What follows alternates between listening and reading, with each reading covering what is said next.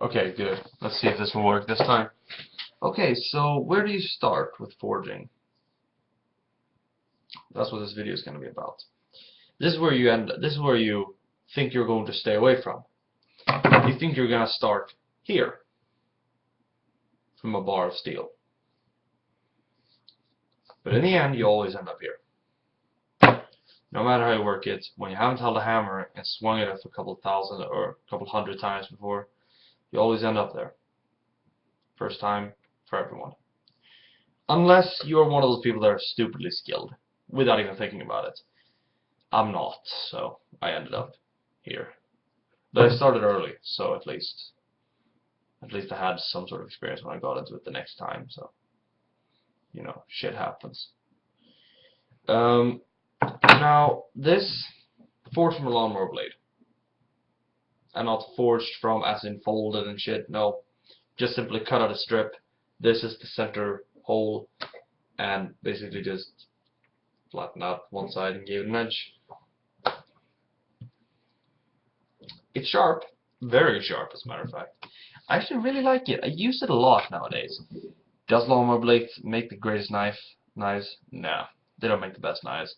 But they don't make horrible knives. Not all the time, not mostly at least. Sometimes they make shit knives, sometimes they make good knives. They're mystery metal. They're mystery steel, as they call it in the knife making business, and you should stay away from it. But I mean, you have to start somewhere. And lawnmower blades are readily available at scrapyards, so start there. I'd say start there. If you can get an angle grinder, start there. Or otherwise you can just forge out a machete, I guess. You don't need an angle grinder anyway, so get yourself one of those two. Or you can get yourself some rebar. That's another option. I mean, you have to start somewhere. And what I'm rambling up now, railroad spikes, rebar, lawnmower blades, they don't make awesome knives. They don't make epic, magical, super knives, but they do make functional knives.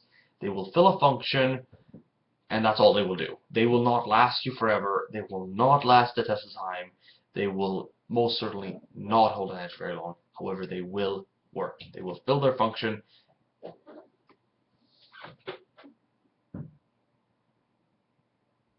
And they will do it with some sort of grace. Uh,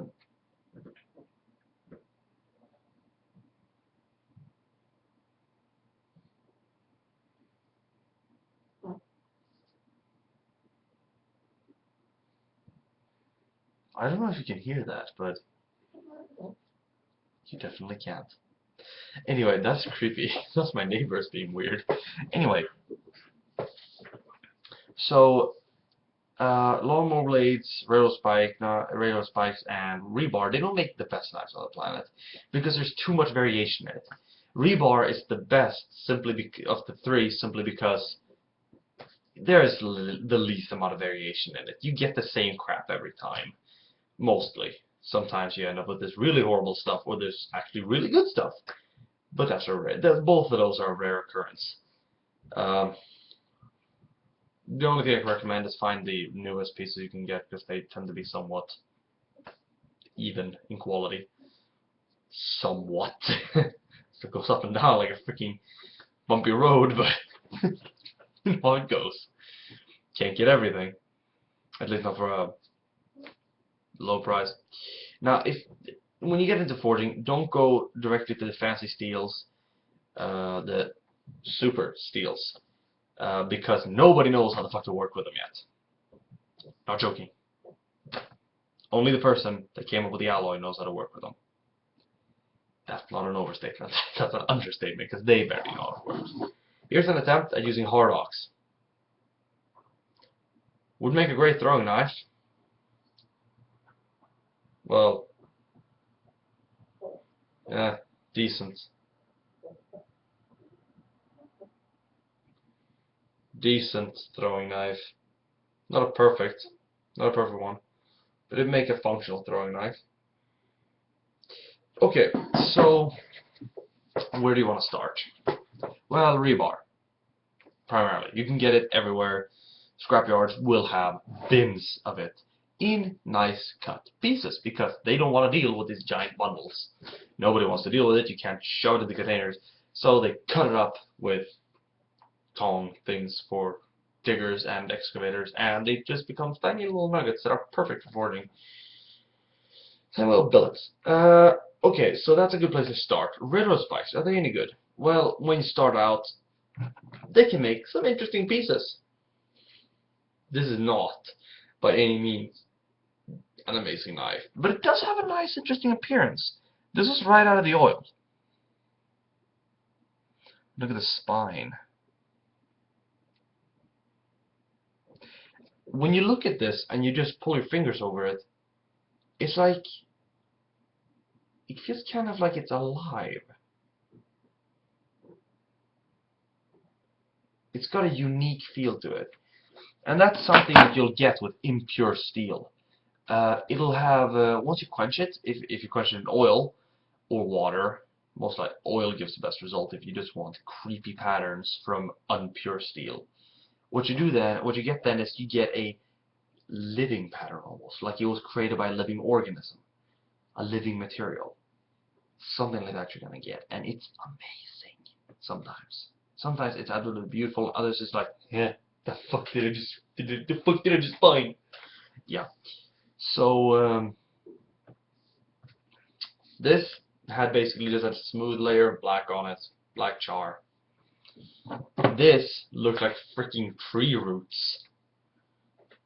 Anyway, so when it comes to that, well, start with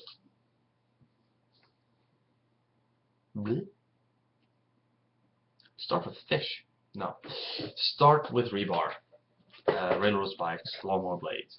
Go to the scrapyard, take whatever pieces you can find that are somewhat solid, and begin banging at them. Just do it.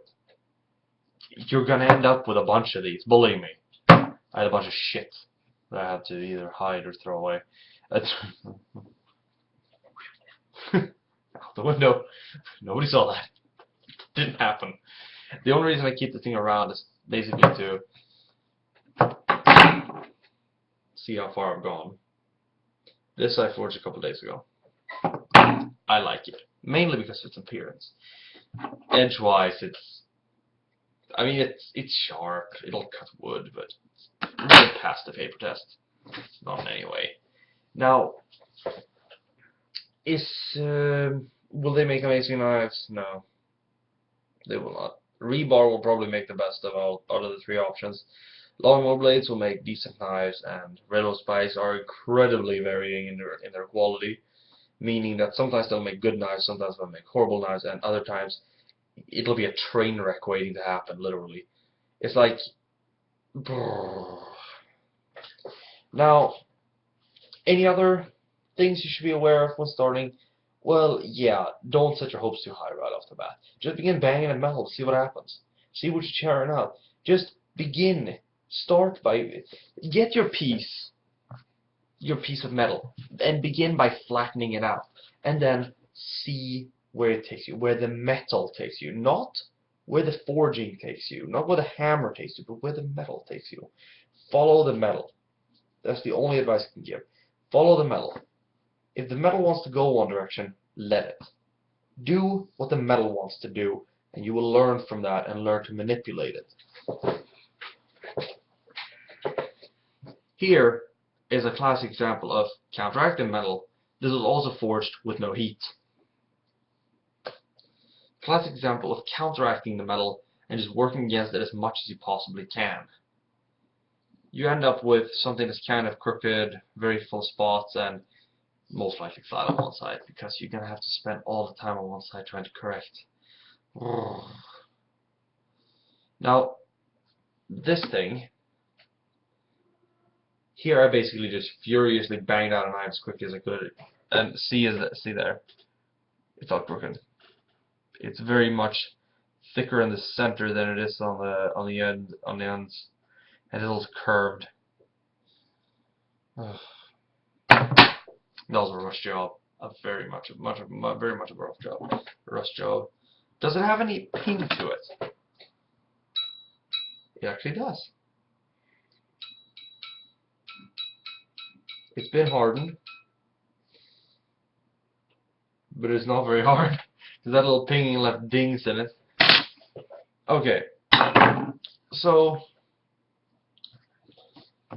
Let's try that with this thing, actually.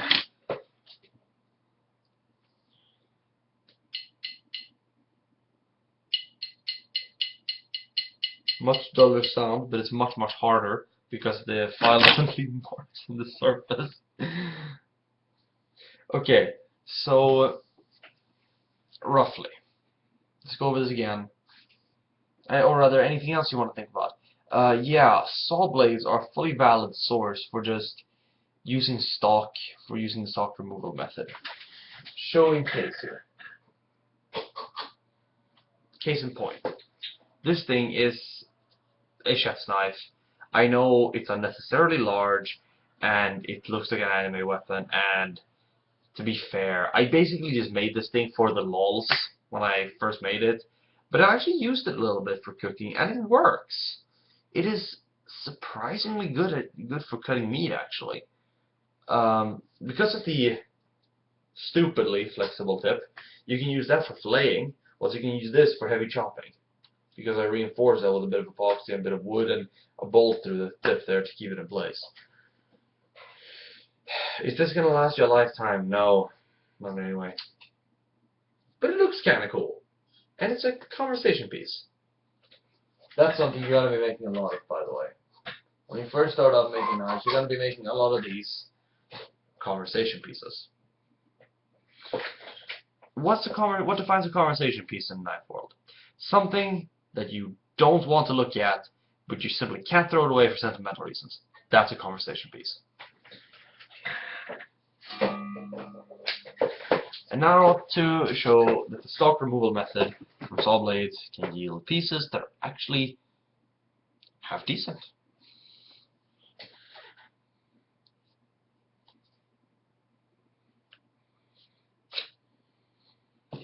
Probably already seen this a few times.